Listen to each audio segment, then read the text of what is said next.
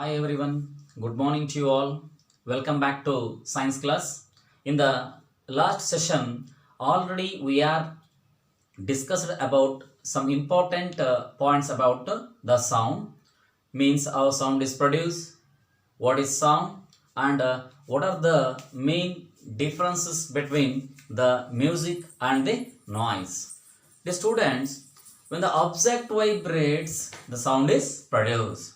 If the objects vibrate irregularly, there is a noise is produced. If the object vibrates regularly, there is a music is produced. So noise means the sound which is unpleasant to ear is called as noise, and the sound which is pleasant to ear, that is called as music.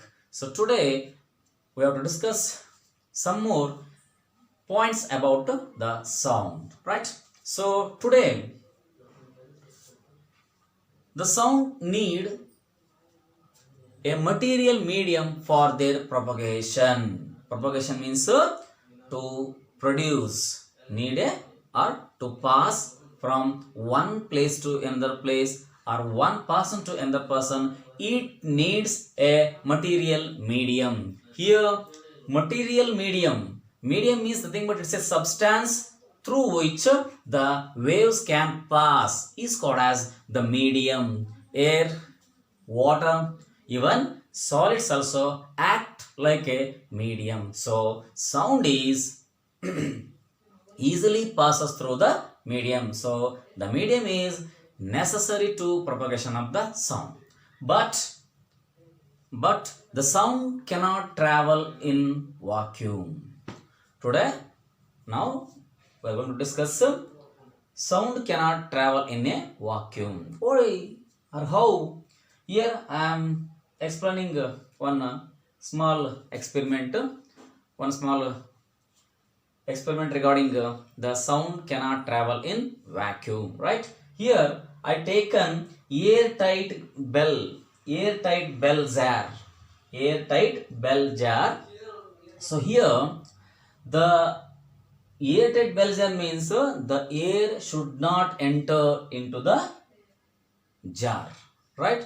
And here the in this part we are connected a one mobile, as well as this airtight bells are having one more, the vacuum pump. Here the vacuum means the place which have no air, free from air. So the air is not present in that place, we call it as a vacuum, right? So here first already is a air is present inside the bell jar. Now you just ring this mobile number. Then when you ring this mobile number, the mobile start to ringing, and we have to listen, we have to hearing the ringing of the mobile or ringtone of the mobile phone very clearly. But after some times we have to remove all the air from the vacuum pump. So now it is free from air. Again you have to dial this phone number or this mobile number. Again the mobile start to ringing, right? The mobile start to ringing, but we are unable to hearing or listening the sound. Why? Because of there is no air. From this activity or from this experiment we come to know what is that? The sound cannot travel in a vacuum. So that is why we have to conclude that the medium is necessary for propagation of sound, and the sound cannot travel in the vacuum. The students, the sound wave have a similar respects, but also the all sounds have a some different in the characteristics. So now let us discuss about the characteristics of the sound wave. Then what are those characteristics? They are wavelength, frequency and amplitude. So firstly let us start the wavelength. Here this is the model of wave. Do you know what is wave? The wave is a periodic disturbance set up in the medium is called as a wave. There are so many different waves are there in the surroundings. They are electromagnetic waves, water waves, air waves, electrostatic waves. So in this way, the wave is a disturbance set up in the medium. So for example, when you throw a stone into a water, there is a circular structures are appeared on the surface of the water. This is the best example of the wave. So here, this is the model of wave. Here, the wave start from, it is the initial point, means that it's a 0. The wave start from this here. So this is one wave. One compression, one rarefaction. Again one compression and one rarefaction. It is called as the model of wave. So here, wavelength. What's the wavelength here?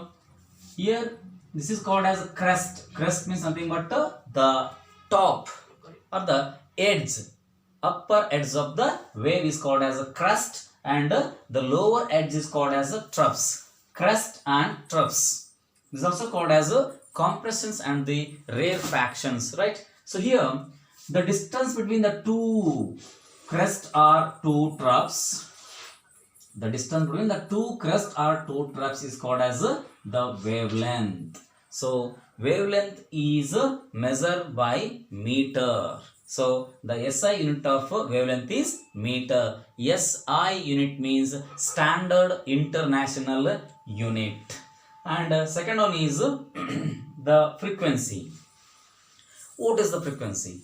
The number of times an object vibrates in 1 second is called as the frequency. So SI unit of frequency is hertz.